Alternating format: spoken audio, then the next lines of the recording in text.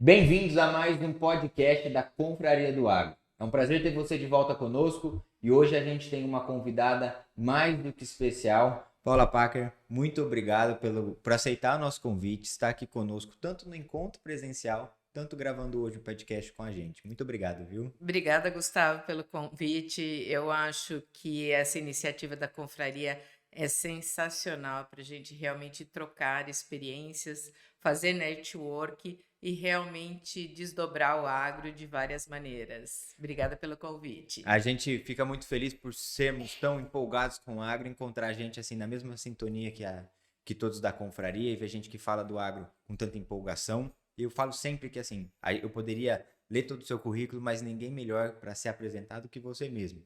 Então, será que a gente pode começar retomando quem é a Paula Packer, como é que ela se encontra no agro e por onde os caminhos foram te levando até que a gente chegou aqui? Tá.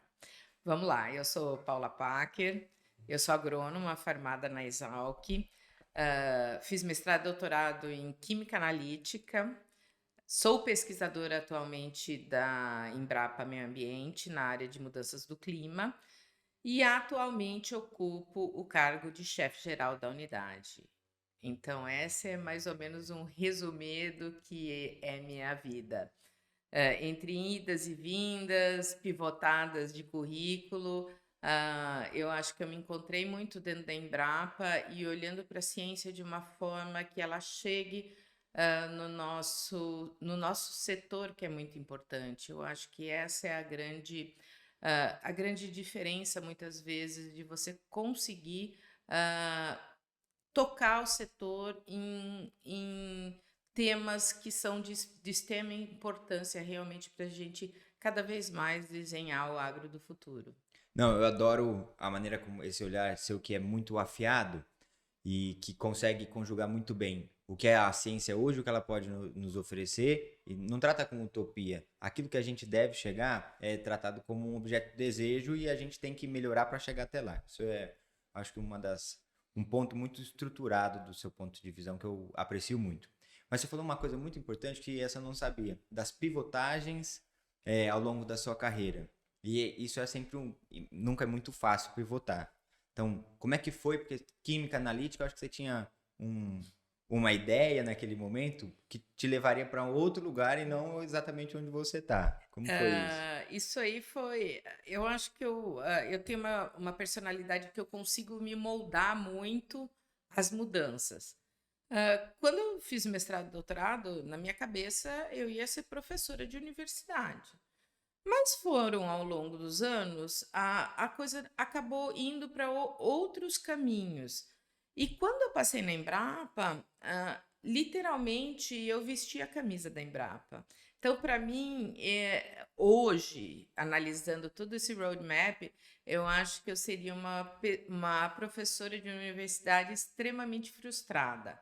A Embrapa tem uma característica um pouco diferente porque a gente faz pesquisa básica, mas as nossas entregas, elas olham para entregar pesquisa básica, inovação e apoio a políticas públicas. Então, isso aí é um pouco diferente. Na universidade, você tem que mesclar com dar aula, com dar aula de pós-graduação. A Embrapa faz isso também como uma parte da pesquisa básica, mas essas duas outras partes acho que me encantaram muito mais. E foi aí que eu saí da química analítica e entrei para começar a trabalhar com mudanças do clima, fazer experimentos de medidas, né, de emissão de gases de efeito estufa no campo, em diversas culturas, associadas a diversos tipos de fertilizantes, e até, ultimamente, com um aluno que eu tenho, trabalhando com aquicultura, emissão de gases de efeito estufa da aquicultura. Hoje em dia, né, a gente acaba, na gestão, dando uma pivotada novamente e tendo ainda o lastro na pesquisa, mas o lastro da pesquisa ela acaba ficando um pouco mais distante, porque você tem que olhar para trazer a equipe toda com você, para realmente olhar para a missão da Embrapa Meio Ambiente, que é trabalhar nessa interface agricultura e meio ambiente. Ou seja, desempenha um papel de liderança também gigantesco, né? Sim, Em sim. multilocais ali, muitos pontos focais ali de liderança. Muito bom. E, assim, eu acho que você olha como. Eu sei que você olha com muita empolgação, porque a primeira vez que você entrou nesse trem, você não sabia muito bem para onde isso ia te levar, e ele estava meio vazio, né? O Uhum, tema sustentabilidade, gases de efeito estufa, tinha outra conotação para o agronegócio do que tem hoje. uhum. A gente até falou um pouco ontem, mas para quem está nos assistindo agora, não pode estar conosco no nosso encontro, como foi, como tem sido, como você olha para isso, quando antigamente, qual que eram os recursos que a gente tinha, porque também a tecnologia evoluiu muito na hora de mensurar todos esses impactos ambientais, e que vê que hoje isso é uma coisa robusta, é um tema importante. O Brasil é protagonista e acho que a Embrapa te coloca em muitos lugares para falar disso, para discutir. Quer dizer, a gente tem um papel, inclusive, né, muito importante nessa discussão. Como foi isso e como é que é analisar essa trajetória e qual que é a sensação de otimismo que fica sabendo para onde você vai? Você sabe que eu sou otimista do assunto, então eu gosto de falar disso. Há 15 anos atrás, eu acho que a gente tinha um olhar diferente, que era realmente fazer um baseline de todas as emissões. E tem equipes grandes que trabalham com isso, tanto na Embrapa quanto na universidade. A Exalc, tem o pessoal do Secarbon que está entrando forte com isso, a Embrapa Meio Ambiente, outras Embrapas trabalham todas nessa temática de uma forma assim uníssona, para que a gente realmente olhe para o Brasil e olhe quais são as oportunidades e as dores. Naquela época a gente tinha um enfoque de medir mesmo, medir as emissões. Hoje a gente já está entrando numa outra fase de medir as emissões e também olhar para a mitigação de como que a gente olha para esses estoques de carbono no solo, na parte aérea vegetal, de como que a gente diminui essas emissões, né, mitiga mesmo, tanto na agricultura como na pecuária, né, olhar para sistemas integrados, e hoje vem muito com uma pegada de adaptação. Então, essa parte essa parte de trabalhar com sustentabilidade, ela está dando um passo muito grande, porque, como eu falei ontem, os nossos clientes do agro sustentável estão cobrando. E quem são esses clientes? É a própria sociedade. Eu vou lá no supermercado, eu quero um produto mais sustentável. É o seu consumidor internacional que vai comprar as commodities que o Brasil produz, e também é o governo, são as políticas públicas. Então, o nosso consumidor está pedindo isso e que a gente realmente modele esse agro sustentável, com indicadores tropicalizados, com esse olhar de como que a gente pode mostrar o agro realmente sustentável. E essas ideias, elas estão fervilhando em diferentes setores. E isso está sendo mais legal. Está sendo construído, conversado e tropicalizado para o Brasil, porque o Brasil tem uma dinâmica totalmente diferente do resto do mundo. É, isso que eu ia perguntar, porque quando a gente olha hoje, o IPCC, por exemplo, todos os dados são para clima temperado. A tropicalização dos dados é um ponto que eu queria que você pudesse explorar um pouquinho mais conosco, porque eu acho que é de interesse de quem está É. assistindo. A tropicalização dos dados, ela vem realmente nessa ciência conjunta que eu falei. Existem equipes trabalhando, medindo tanto emissões como estoque, e esses estoques têm sido começado a serem colocados no IPCC. Eu vou dar um exemplo assim, bem assim, tentando ser bem didática. Há 10 anos atrás, o fator de emissão que era colocado para o Brasil de fertilizantes nitrogenados era de 1 a 1,5% esse fator de emissão.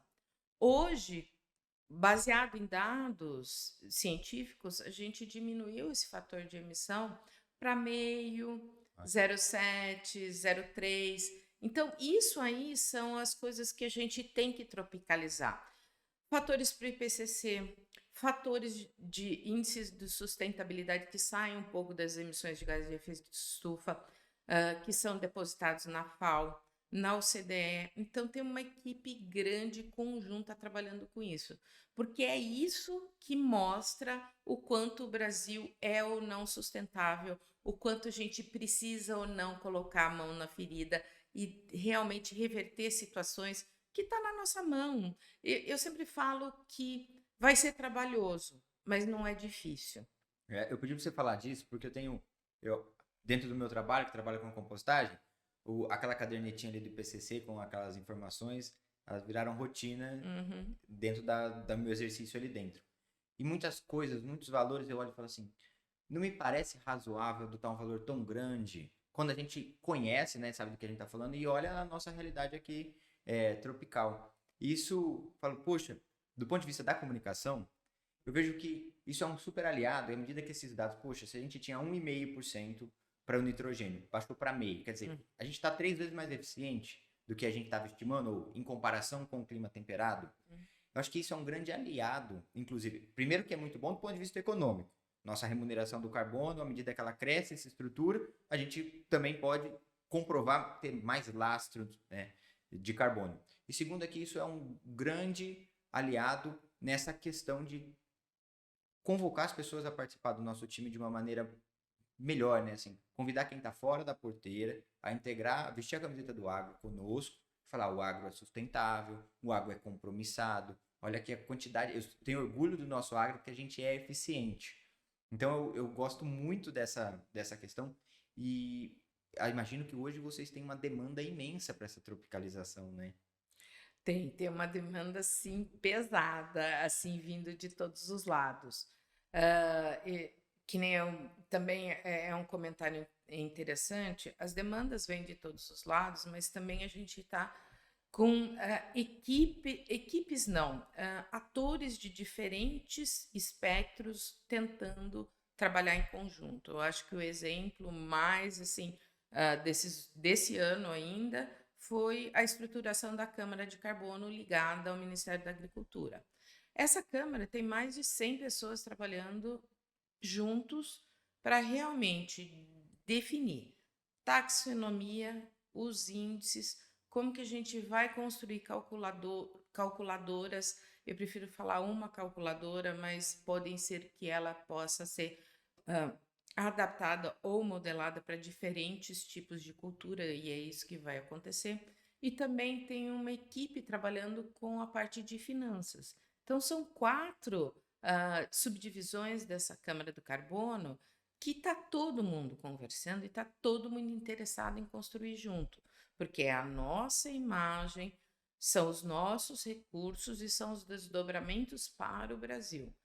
Teve uma cobrança internacional? Existe uma cobrança internacional, mas eu acho que essa cobrança internacional acaba sendo uma oportunidade assim imensa para o Brasil realmente desdobrar isso.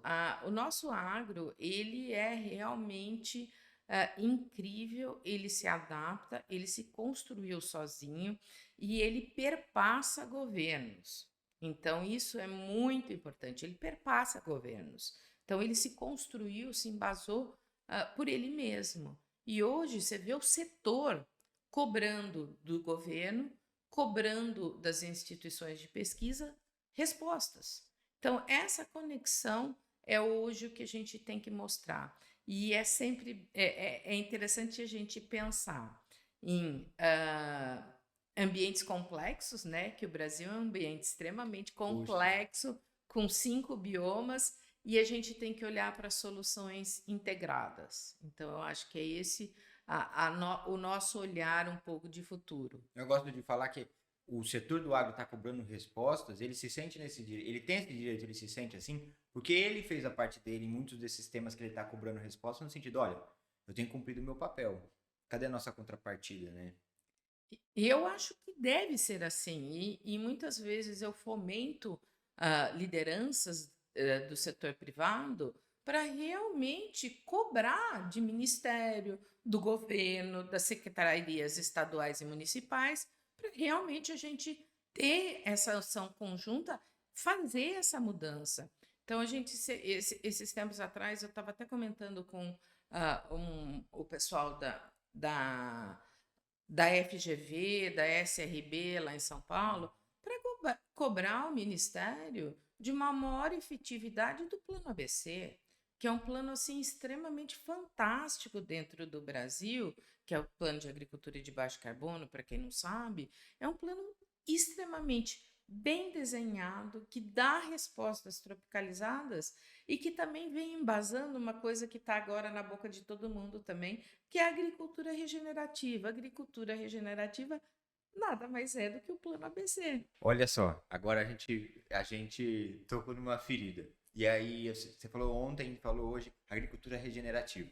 Eu tenho uma opinião controversa, queria explorar isso junto, É. porque eu digo que a gente tem que tomar muito cuidado com o termo agricultura regenerativa. Eu brinco que eu não faço agricultura regenerativa. Uhum. Eu busco práticas de agricultura sustentável, mas muita coisa do que está aí, eu não estraguei nada, tanto que as terras continuam produzindo. Se a gente olhar aí, índice de estoque de carbono, por exemplo, no Cerrado, a gente melhorou. Então, qual que é a sua opinião desse balanço do que é agricultura sustentável e agricultura regenerativa? Eu acho que vai mais ou menos pelo mesmo caminho. Tem um amigo meu que fala sempre assim, são nomes novos. Daí ele sempre brinca, a Embrapa adora esses nomes novos, mas isso aí nem veio da Embrapa, isso aí vem de um movimento internacional de agricultura regenerativa. A gente já faz isso. A gente já faz isso. Tanto que tem um grupo que eu faço parte que a gente vai tentar estabelecer alguns indicadores para a agricultura regenerativa. Mas tudo se confunde muito, porque quase os mesmos indicadores que vão nortear essa agricultura regenerativa são os mesmos indicadores da agricultura sustentável que também permeia o Plano ABC. Então, é tudo uma mistura de taxonomias. Então, muitas vezes, essas taxonomias elas servem um pouco, eu acho que muito mais para certificadoras. Então, estabelecer essas taxonomias é de extrema importância para que a gente realmente não fique à mercê das certificadoras, com índices ou com requisitos que vêm de um parâmetro internacional. Então, estabelecer isso é de extrema importância, mas é quase tudo a mesma coisa. Eu fico um pouco cabreiro, né? Tem essa palavra, mas eu fico desconfiado porque isso também é assim, a gente como instituição agro, né, representantes da cadeia do agronegócio, a gente precisa se preocupar, porque embora que haja um consenso de entendimento e vamos levando meio de barrigada algumas coisas, eu tenho receio que a gente se entende da porteira para dentro muito bem, mas a comunicação da porteira para fora é um calcanhar de Aquiles do nosso departamento aqui. E quando a gente fala agricultura regenerativa, pressupõe na cabeça de quem não está participando desse movimento que a gente destruiu alguma coisa. E para mim, por exemplo, quando eu posso falar, o que é agricultura regenerativa? É quando uma pedreira que fechou, uma mineradora fechou, que aquilo lá era totalmente inóspito, não nasce nem leucena. Uhum. E aí a gente vai reimplementando os indicadores de solo em índices salutares para que a gente possa ter vida ali crescendo de volta, seja implantação de floresta, seja, enfim, exercício da agricultura um pouco mais difícil, né? Mas que haja ali floresta de novo, que comece a crescer uma grama, uma árvore, alguma coisa do tipo. Porque do ponto de vista, eu tive a oportunidade de estar numa fazenda outro dia no Paraná, e eles estão ali produzindo há mais de 100 anos. É muito tempo e produzindo em altíssima quantidade. Eles fizeram agora a transição para soja orgânica, mas estão produzindo acima de 70 sacas por hectare, com custo, tem o balanço do custo. Então, assim, são números muito bons. E a gente não pode pressupor que ele estragou alguma coisa para regenerar, se nessa mudança de chave ele já está com mais de 70 sacas. Ele foi sustentável o tempo inteiro. Isso isso é por isso que é importante hoje todo esse diálogo, essa conversa, essa construção. Uma coisa que eu estava vendo um dia aí em algum outro fórum, hoje a certificadora, que é a certificadora internacional, que é a mais usada, que é a Verra, ela certifica uma agricultura só se ela melhorou. É isso que você falou. Aquela agricultura que está há muitos anos trabalhando de forma sustentável, ela não pode ganhar, sei lá, um crédito na bolsa, porque ela já é sustentável. Então, essa é a discussão hoje em dia. Como que a gente olha para essa agricultura que já vem usando todas essas tecnologias, todos esse manejo sustentável, como a gente olha para essa agricultura e realmente a gente tem a possibilidade de ter esses inputs diferente de você regenerar uma coisa onde não crescer liocena também, você pegou pesado. Então, eu fico vendo assim, por exemplo, tem muitos produtores que compraram de fato a ideia do plantio direto e viram nos 10, 15, 20 anos atrás os estoques de carbono crescer. E agora ele está num lugar que crescer esse estoque de carbono é muito difícil. Agora, nessa cadeia de desenvolvimento do setor, do crédito de carbono e tudo mais, ele vai ser o último a ser apreciado quando ele foi o primeiro a se comprometer. É complexo isso aí, por isso que eu estou falando uma outra coisa, por isso que eu tenho batido um pouco nessa tecla. Será que o mercado de carbono é realmente o foco? É que hoje está todo mundo falando em mercado de carbono, mas eu acho que a gente tem muitas outras possibilidades que é realmente ter uma valoração do seu produto, então você não precisa necessariamente ter créditos de carbono na bolsa, valoração do seu produto, melhora na produtividade. Então, eu acho que tem um monte de coisa que a gente realmente precisa definir, não só o mercado de carbono que vai ser importante.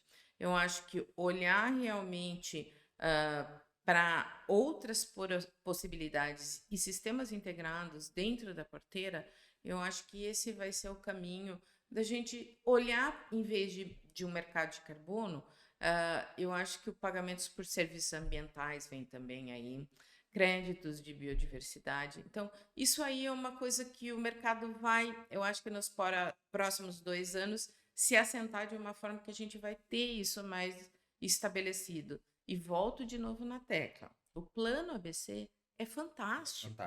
É fantástico. E ele te dá o potencial de realmente ter um empréstimo rural de um valor bem mais baixo. E o governo está olhando para isso, mas eu acho que o agro precisa também ter isso, assim, comprar isso.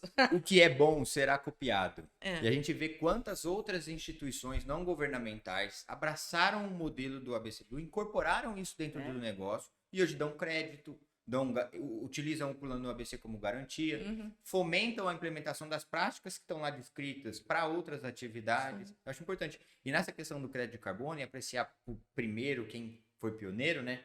Uma das coisas que eu vejo que está nesse horizonte e que a gente tinha que estar lutando para fazer, é mais difícil, mas dentro dessa comunicação não é só o crédito de carbono valor, mas é de repente esse cara ver o nome da fazenda dele associado a um produto net zero, porque ele saber que a fazenda dele, o agronegócio que ele põe em prática, a agricultura que ele põe em prática, a agricultura sustentável que ele põe em prática, é a âncora da sustentabilidade para um produto, por exemplo, como uma escova de dente, que para ter balanço zero se beneficiou do carbono que ele economizou. Às vezes não é só uma questão de, pô, se isso estiver na embalagem, que esse produto é carbono zero graças à fazenda tal. É lindo de se ver, de pensar. A gente se sentiria muito apreciado, da porteira para fora, a cidade veria isso com bons olhos, e a gente nem falou de dinheiro, de crédito de carbono, uma questão monetária. Tem outras implementações para a gente pensar, muito mais simples também, e que agrada gregos e troianos, né? Então, é isso que eu bato a tecla, que a gente tem que buscar do ponto de vista da comunicação, porque é muito fácil a gente se entender aqui dentro, a gente fala a mesma língua. Mas quando a gente olha institucionalmente como a gente reflete para outro 80% da população, isso só falando do Brasil, que não é do agro, eu brinco sempre que, por essa regra, cada 10 pessoas que a gente conhece, 2 são do agro. Como se cada 10 pessoas que eu conheço, 9 são do agro, tem mais outras 8 pessoas que das 10 que ele conhece, nenhuma é do agro. E aí a gente precisa acordar sobre esse, assim, todo dia, lembrar dessa informação na hora de vincular com a comunicação, né? Valoração do produto. Eu acho que a sustentabilidade vem muito construindo uma valoração do produto. Mas, de novo, que nem eu falei ontem, a gente tem um problema sério de comunicação. A gente precisa quebrar essa barreira e ter foco no que você quer comunicar. É macro, então vamos estruturar uma comunicação macro. É numa certa cadeia, vamos estruturar essa comunicação na cadeia. É num produto, é numa mudança de mindset dentro do supermercado, onde vai ter uma gôndola. Isso eu vi, acho que eu não vi, mas teve uma pessoa que mostrou uma gôndola do supermercado, acho que na Colômbia, que tem só produtos com baixo impacto, produtos com selos de sustentabilidade. Então, é isso que a gente tem que realmente quebrar e olhar o foco da nossa comunicação. Como que a gente comunica para fora, como a gente comunica para dentro, como a gente comunica no supermercado. Então, isso falta muito. E isso é um problema do agro. O agro e a ciência, eles têm um problema de comunicação assim enraizado, que a gente realmente tem esse problema, sim, que a gente precisa quebrar essa barreira.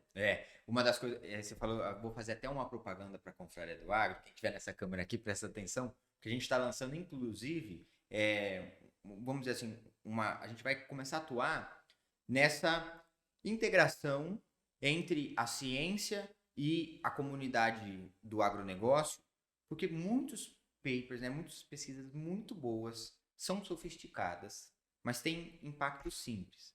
Para ela ser publicada, ela precisa tratar da sofisticação. Ela esquece da aplicação prática, que é simples. Então a gente está fazendo esse meio de campo e para difundir isso, é uma nova maneira de difusão, talvez, mas que acho que pode ser vista com muito bons olhos, porque esse ponto é importante. Aquela coisa, eu tenho um meme muito bom, não sei se você já viu, que a rapadura é doce, mas não é mole não. Aí ele fala assim, na graduação, e aí ele fica um pouco mais rebuscado. No mestrado, fica mais rebuscado. Aí ele vai até o pós-doc, e é um negócio desse tamanho, assim, ó. Que no final das contas quer dizer, a rapadura é doce, mas não é mole não, entendeu? Então, esse meio de campo, a gente tem que... Os benefícios de quando a gente faz esse meio de campo são muito claros dentro do agronegócio, né? Eu acho que a confraria tem um papel extremamente importante nisso, realmente de conectar esses pontos. A gente deixa ali um convite realmente para quando vocês tiverem demandas. A gente tem uma Embrapa, que são 43 unidades espalhadas no Brasil inteiro, que podem realmente... E, gente, é uma dificuldade do pesquisador. Eu sou pesquisadora de fazer essa comunicação. Eu aprendi um pouco ao longo dos anos como ser mais simplista no falar, mas não é fácil, não é fácil. Quando você está todos aqueles cálculos na sua cabeça, você falar, olha, o carbono está no solo, e para você explicar isso, para você realmente mostrar, ó, nós temos emissões de gás de efeito estufa, a gente mostrar uma equação química. Então, a gente tem que começar a olhar de uma forma mais simplista de comunicação, mas é uma barreira que tem que ser quebrada. Eu acho que essas novas gerações, a sua geração, está olhando para isso, uma coisa que a minha geração simplesmente não olhava. Mas são as necessidades, são esse mundo globalizado que a gente está vivendo hoje, que ele quer respostas mais rápidas, ele quer uma fluidez mais na comunicação. Então, a Confraria do Agro está de parabéns. Quando você quiser me convidar, pode convidar, que eu adoro esse bate-papo. Não é a primeira vez e não será a última. Enquanto a isso, é garantia total que a gente vai chamar de volta. Uma das coisas que a gente estava conversando, que a gente acaba passando pelo bate-papo, é a Embrapa. Eu acho que, assim, algumas Embrapas, por exemplo, a Embrapa Soja, tá no nome dela muito bem que ela faz. A Embrapa Arroz e tudo mais. Mas e a Embrapa Meio Ambiente, que fica lá em Jaguariúna? Quando a gente vai falando tudo que tem lá, tem gente trabalhando com micro-organismo, tem gente trabalhando com abelha, tem gente trabalhando com satélite, tem gente trabalhando com cálculo de emissão de gás de efeito estufa. Como que a Embrapa Meio Ambiente conjuga tudo isso junto, institucionalmente, do ponto de vista das atividades do trabalho, e quem está nos acompanhando, né, o que ela pode associar a necessidade à Embrapa Meio Ambiente na hora de buscar um parceiro Embrapa. Vamos lá. Eu vou começar pela Embrapa, daí eu vou reduzindo. A Embrapa ela tá situada no Brasil inteiro, né? Então, são 43 unidades espalhadas pelo Brasil. E existe uma diferenciação. Tem Embrapas de produto, que é Embrapa Soja, Embrapa Trigo, Embrapa Arroz e Feijão, Embrapa Pecuária Sul, não, desculpa, essa é regional, gado de corte, gado de leite, então são Embrapas de produto. Então elas são focadas nos produtos.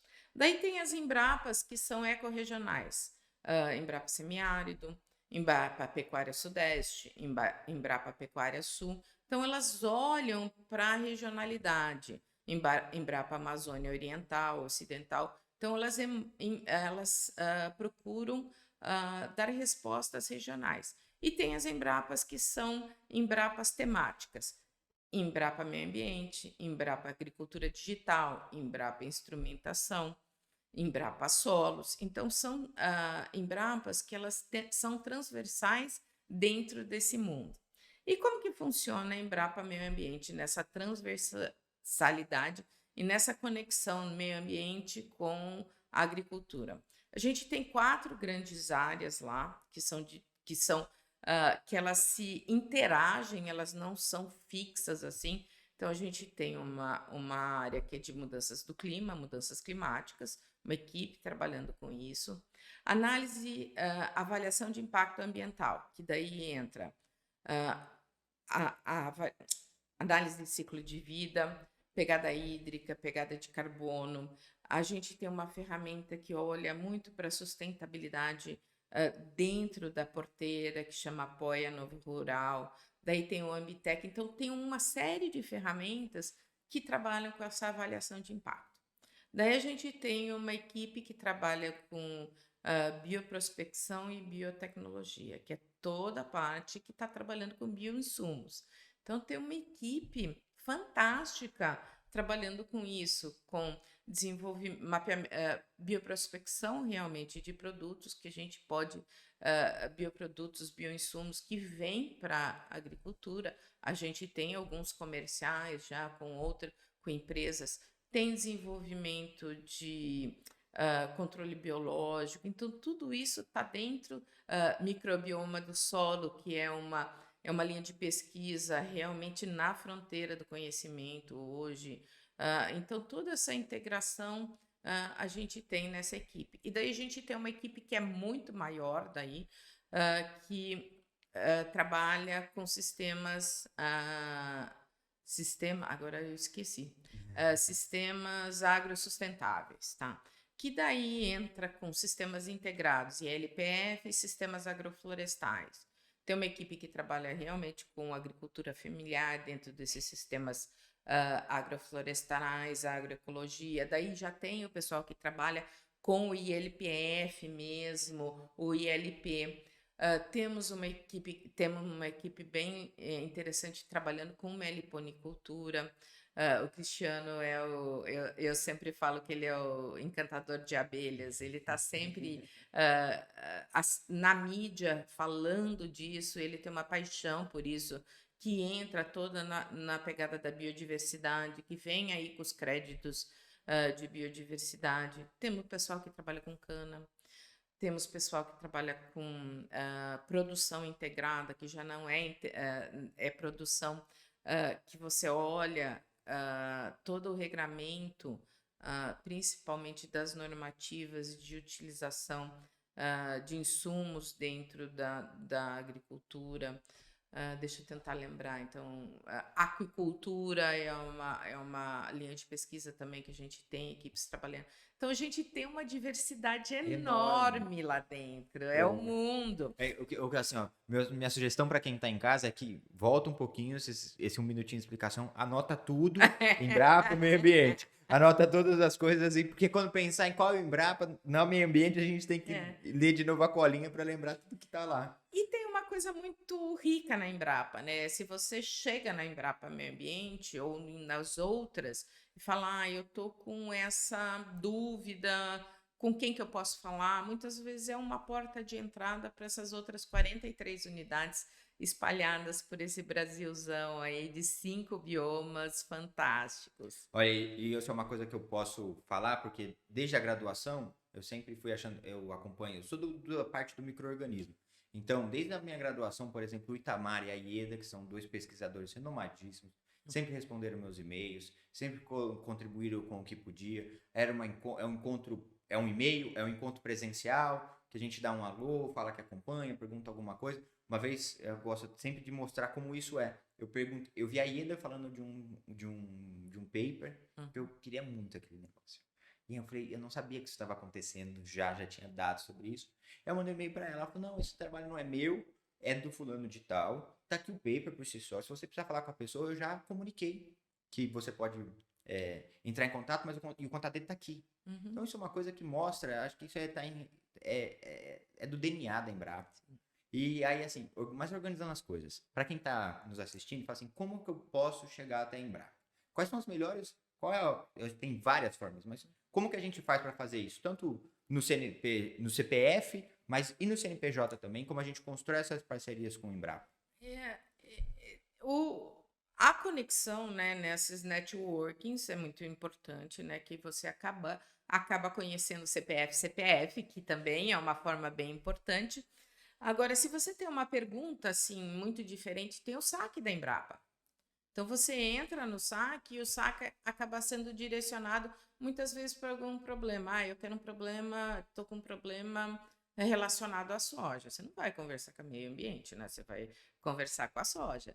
Então, com a Embrapa Soja. Então, tem o saque da Embrapa, é uma forma de você realmente acessar e direcionar realmente aonde você quer, com quem você quer, ou com o grupo de pesquisa ou com a unidade que você tem interesse.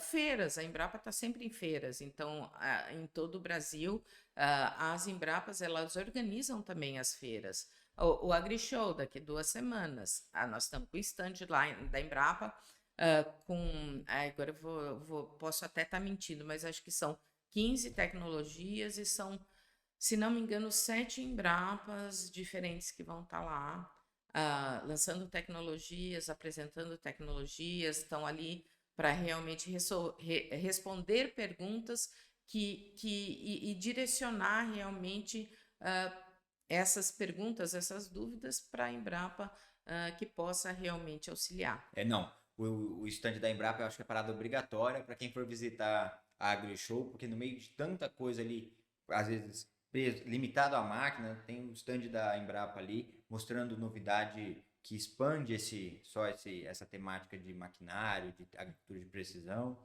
e que acho que dá uma injeção, porque como muita novidade, né? Dá uma injeção de ânimo na gente muito boa, né? E hoje, que nem eu falo para você, olhar para a agricultura do futuro tem que vir com várias coisas: sustentabilidade, bioeconomia, o digital, que vem da agricultura de precisão, maquinário, tudo, e a inovação. Sem esses 4 itens, a gente não vai desenhar a agricultura do futuro. O agricultura do futuro eu gosto muito, vou puxar esse gancho, porque assim, muitas coisas eu estava falando até para 20 anos, né, que a gente, do que a gente está construindo agora, principalmente dessa bioeconomia, dessa macro bioeconomia, ESG, sustentabilidade, muitas coisas que a gente se acostumou a ver prontas, como era química, física, já estava tudo organizadinho quando eu entrei na faculdade, não tinha mais muito o que fazer. Mas agora a gente descortinou uma nova ala para a gente trabalhar. O horizonte às vezes são muito mais longos, né? Você já olha com mais otimismo algumas coisas que eu falei que tá para 10, você já falou que tá para menos que 5. Você deve ter informação privilegiada, né?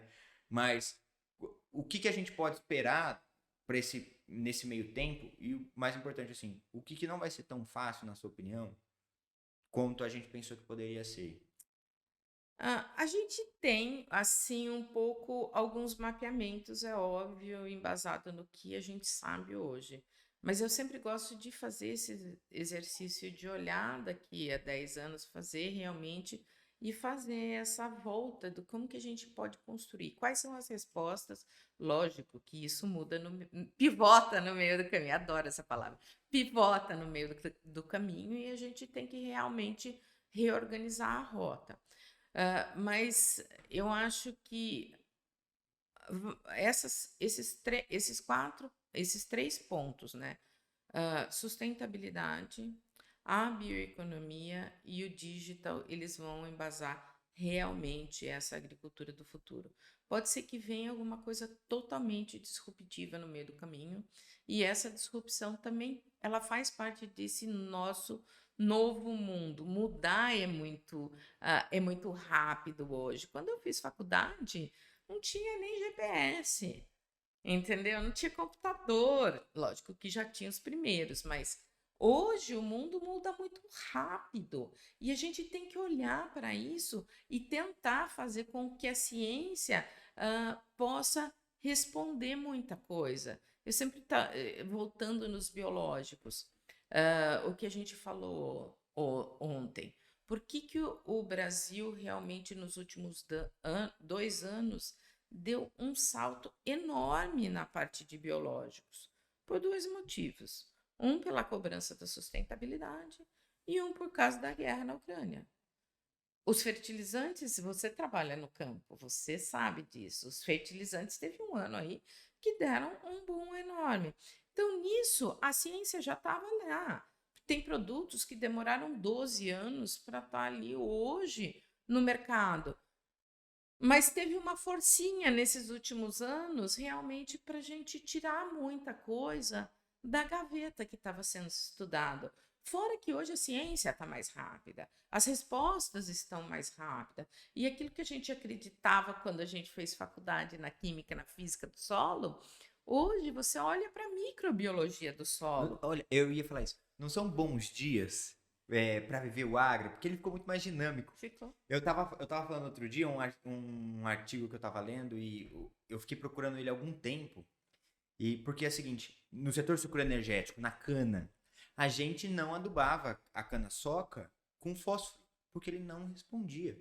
A gente fazia os experimentos e mostrava com fósforo e sem fósforo. Não dava diferença. Com o advento com o fim da queimada, né, o advento do corte mecanizado de cana crua, a gente passou a ter resposta da atividade biológica, da adubação com fósforo. E está associado à atividade biológica. A gente queimava, e aí isso tem um impacto na microbiota, e a gente vê que estava associado, quem mais sofria era quem estava ligado ao fósforo. Qual que é a parte boa disso? Depois disso, é uma atitude de sustentabilidade, não queimar, mas agora a gente ganha em produtividade também. A gente economizou custos, a gente melhorou a condição de trabalho de quem está lá no campo e ainda a gente aumentou a produtividade. E a cana, que nem a gente estava comentando ontem, né? A cana é um setor eu acho que só bem reticente a novas mudanças, mas só tem um setor que é pior que o da cana, que é a pecuária. A pecuária, pelo amor de Deus, para você mudar o mindset dessa galera é diferente. É difícil, quer dizer. Mas eu acho que o setor da cana está se adaptando muito a coisas diferentes. Quando eu fiz o meu primeiro ensaio de gás de efeito estufa em cana, eu lembro que tinha assim, um problema enorme de nematóides, como que ia resolver com biológicos. Eu acho que a cana hoje vai dar um outro salto ali, com algumas possibilidades de fixação biológica de nitrogênio, que também já está vindo aí, outras tecnologias, tá? Então, eu acho que a cana, ela, apesar de ser arcaica, um pouco, o setor arcaico, ela está absorvendo muitas coisas novas. Essa transição, eu acho que a cana também, eu falo de brincadeira, mas o setor sucroenergético que decidiu, eu nem sei, nem lembro mais a data, mas é mais de 15 anos atrás, que resolveu realmente fazer um pacto de sustentabilidade e parar de queimar a cana. São Paulo é pioneiro nisso. São Paulo é pioneiro. A gente sabe que o setor sucroenergético em alguns outros lugares do Brasil não consegue, devido a relevo, devido a outros problemas, não queimar. mas hoje, nos dados do inventário, acho que está ao redor de 85% da, do setor não queima mais cana. Quando a gente olha o estado de São Paulo, muitas vezes a gente tem a cana, até na Renova Cal, que a gente tem que colocar a área de cana queimada, mas na maioria das vezes isso aí está associado a condições climáticas, eventos externos, que não foram programados. Vide aí como isso aí eventualmente se alastra, porque não tinha um preparo, porque o fogo também é queimada de cana, que o pessoal às vezes não leva em consideração, é que quando ela é feita proposital, ela é feita controlada. Tem máquinas cerceando o limite que o fogo vai correr, o bombeiro a postos ali, enquanto aquela queimada está acontecendo. E quando ela acontece incidentalmente, num lugar onde há um impacto e um interesse, inclusive, né, de não queimar nenhuma cana, o problema é que às vezes você está despreparado, acontece um foco em algum lugar que faz isso se alastrar sem controle até que seja controlado. Uma das coisas que eu gosto muito de falar é os investimentos, 2 investimentos muito bons que eu gosto de falar do setor energético. O investimento em câmeras de Speed Dome com inteligência artificial que conseguem identificar os focos de incêndio com 4, 5 câmeras. O cara cobre 100% da área dele e ele vê o foco de incêndio antes dele ser perceptível a olho nu, porque qualquer menor sinal de fumaça, a câmera fica girando ali, vê aquilo, identifica que aquela fumaça é de queimada vegetal, ela pode, seja ela da APP, da reserva legal, seja da própria cana, e já consegue direcionar uma unidade para lá. Esse é um primeiro negócio muito legal. E o segundo negócio muito legal é a coalizão que as usinas, que são concorrentes no negócio, mas fazem entre si para dividir a brigada e compartilhar a brigada. Para que se houver uma brigada de outra usina perto da sua usina, do seu foco de incêndio mais perto que a sua, você possa pedir e eles trocam assim, que a outra brigada mais perto chegue ali para controlar o fogo e assim os índices de incêndio são muito menores. Então, tem uma usina uma região de Goiás, que tinha 600 focos de incêndio durante o período da seca. E aí a quantidade eles continuam existindo, né? Mas o índice desses 600, 30% virava incêndio mesmo. Passava de enfoque, né, para incêndio. E hoje eles estão abaixo de 10% com a implementação dessas 2 tecnologias. Nossa, que legal. Não, isso é sensacional, porque a gente já presenciou no meio de um experimento um raio e um foco de incêndio assim alastra, que é uma coisa assim que a gente não tem ideia. É muito rápido. É muito rápido, se tem vento. Então, essas são intempéries climáticas que realmente a gente não tem como. A gente tem como ser rápidos com toda essa input de inteligência artificial, do digital. Então, vem tudo do que a gente está falando. Então, o setor realmente tem olhado para diferentes tecnologias, olhando para como que a gente pode melhorar isso. Eu acho que todos os setores, hoje você pega uma agricultura de precisão, ela olha tudo. Esses identificadores eu nem lembro, N-Tester era, mas tem outro nome, que você vai identificando já com a passagem do trator, aonde precisa de mais nitrogênio, aonde não precisa. Então, tem tudo isso que está vindo de uma maneira muito pesada, que é olhar para realmente a sustentabilidade. Há 30 anos atrás, as indústrias de fertilizantes, o que elas queriam fazer? Vender fertilizantes. Hoje elas olham em uma integração dentro da fazenda de como diminuir isso, de como tornar sustentável, mais eficiente, fertilizantes mais eficientes, mistura de químicos com biológicos. Então, hoje a gente tem um mundo totalmente novo. E esse mundo, que nem a gente fala, é rápido, está sendo disruptivo, vem com uma inovação muito pesada. Essa conexão com essa galera mais nova, ideias diferentes. Isso aí é sensacional. Isso é um mundo novo, isso é o agro novo, é o agro fervilhando que a gente gosta de ver. É por isso que eu gosto tanto da confraria. Sou partidário para falar, né? Mas é por isso que eu gosto tanto. Porque essa troca de quem tem muita experiência com quem viu alguma coisa onde a experiência não tá. Quando a gente pode sentar e conversar, como as ideias fluem, como novas ideias nascem já robustas, porque a gente tem o que a gente assistiu, o aconselhamento de alguém que tem mais experiência naquele assunto que a gente. Então, isso é super bacana. De novo, eu volto a falar como tem sido legal viver o agro nesses dias em que as coisas estão acontecendo com muita dinâmica. A gente tem um episódio que eu passo com um médico há muitos anos, ele era pecuarista. E ele tomou uma decisão de vender a fazenda dele. Ele foi pecuarista por muitos anos, mas ele era médico. E o argumento que ele usou quando ele me contou que ele tinha vendido a fazenda foi o seguinte: a pecuária mudou. E eu sou médico. A minha cabeça era criar boi como meu avô criava. Não cabe mais e eu não ia conseguir fazer essa transição, mas eu sentia que ali onde eu estava, as pessoas que estavam inseridas naquilo mereciam essa mudança de intensificação que eu não ia poder propiciar. Vendi a fazenda, sou só médico.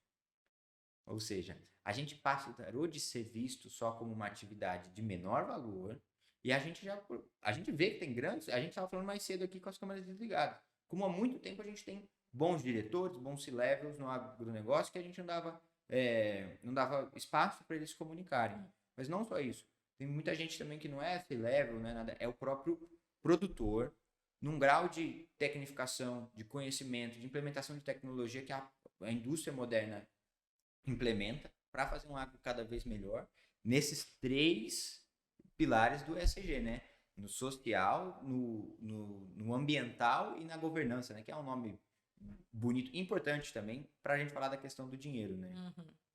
Não adianta você pensar no verde se você está no vermelho. Então tem que vir todas essas coisas juntas. Você nunca vai olhar para a sustentabilidade se você realmente está com um problema financeiro. Então requer também. Mas esse olhar, muitas vezes eu acho ele um pouco distorcido, porque a sustentabilidade pode vir com um aumento de produtividade. Então é tudo uma coisa que é um elo, né, de uma cadeia que realmente não pode ser quebrado e tem que ser cada vez mais construído. Inclusive o aumento de produtividade, muitas vezes, ele é o precursor da sustentabilidade. Sim. Naquele ambiente ali, né? Porque se ele pode produzir mais, ele pode, às vezes, utilizar menos áreas. A gente, tudo bem, entramos em outra discussão do ponto de vista filosófico, mas às vezes ele precisa daquele mínimo para garantir a qualidade de vida dele. Se ele tem um menino numa área menor, ele não vai derrubar mata. O agro, eu brinco sempre. Grileiro, por exemplo, gente que promove a desmatação, não está na cadeia do agronegócio, é outra cadeia. E lá é laranjinha e numérico. Eu gosto sempre de uma palavra. O agro brasileiro, ele é multifacetado. Ele vai de A a Z, ele vai do grande, do pequeno, do médio, da startup. Então, hoje, ele tem uma cadeia muito grande. Eu acho que aquele número que eu trouxe ontem, realmente, dentro da porteira, a gente é responsável por 5% do PIB. Mas se a gente pegar a agroindústria, toda a cadeia, né, a agroindústria, para chegar até no alimento, ela é responsável por 25% do PIB do Brasil. Então, o agro vai no combustível, o agro vai na vestimenta, o agro vai na cerveja, o agro vai no vinho, o agro vai no alimento, no processado. Então, o agro está ali. Nos móveis de casa, Nos móveis de casa. Então, isso aí está tudo. É tudo um elo de uma cadeia. Então, a gente olhar para essa sustentabilidade faz parte, eu concordo com você. O agro leva a fama do desmatamento, então também cabe ao agro forçar a barra para isso diminuir. Porque está sendo colocado em cima do agro, que não é realmente verdade. É muito bom que agora com o advento de novas tecnologias, por exemplo, a gente pode se estruturar melhor para sentar nessa discussão mais preparado, né, com mais argumentos. Tem uma das iniciativas muito boas que tem isso, o Minerva, por exemplo, que tem uma iniciativa em desenvolvimento, eu não sei hoje em dia que pé que está, mas que todo o plantel que vai passar pelo frigorífico deles é rastreado e garantidamente não veio de áreas que estão envolvidas com o desmatamento, para que ele possa falar, olha, a gente é sustentável contra o desmatamento, porque ninguém que é do agronegócio está a favor do desmatamento em hipótese nenhuma. E isso é um dos pontos também que a sustentabilidade vem, que eu esqueci de falar, que é a rastreabilidade. Então, você tem o produto rastreável, você tem o QR Code lá no final, tanto para carne, soja, eu não sei, açúcar já foi certificado, acho que o SEBRA é uma tecnologia da agricultura digital, da Embrapa Agricultura Digital, que tem a rastreabilidade do açúcar. Então, isso aí está tudo mudando, e está mudando muito rápido para realmente a gente embasar essa sustentabilidade. A rastreabilidade é tão importante que ela chegou até no produto da compostagem, no adubo orgânico mineral, que hoje os pátios, pelo menos os pátios da Baraúna, são toda a produção e a destinação é rastreada. E aí a gente pode falar quais foram as áreas que receberam isso, para que no futuro se olhe, por exemplo, o carbono, para o sequestro de carbono, mas para outras coisas também, para um controle, para que a gente possa falar com propriedade. Essa é a coisa mais legal. Agora a gente pode, muita coisa que a gente já pressupunha, a gente pode falar com propriedade, que a gente faz bem e é legal. E também a gente pode olhar para as coisas que a gente não está fazendo tão bem a partir desse monitoramento e aprimorar, por que não? Não, a gente tem que olhar para as nossas falhas, né? Os nossos problemas e resolvê-los. Não adianta a gente colocar tudo embaixo do tapete. A gente precisa olhar e resolver. Alguns vão ser mais fáceis? São mais fáceis. Alguns vão ser mais difíceis, mas vamos colocar o dedo na ferida e realmente resolver esses problemas, solucionar esses problemas.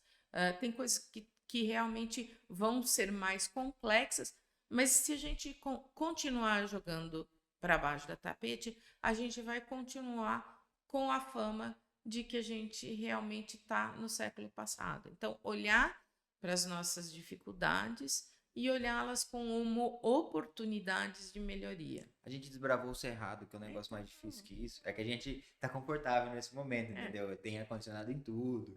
Mas a gente é bom em passar por essas coisas, essas transformações que são um pouquinho dolorosas, mas que colocam a gente num lugar muito melhor. O agro, eu confio no agro nessa questão de que essas mudanças, as mais importantes, serão pontuadas e mesmo que elas envolvam um pouco, sabe, uma fase um pouquinho dolorosa, nós vamos comprar e colocar em prática para continuar avançando. Paula, eu acho que a gente ficaria conversando aqui muitas horas, né?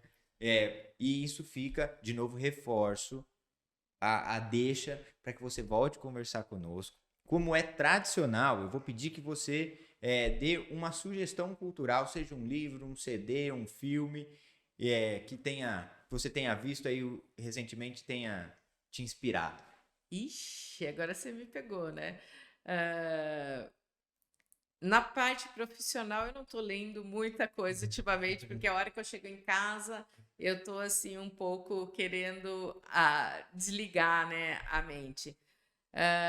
Mas hoje eu estou lendo um livro que é muito mais intimista para a mulher, que é Mulheres que Dançam com Lobos.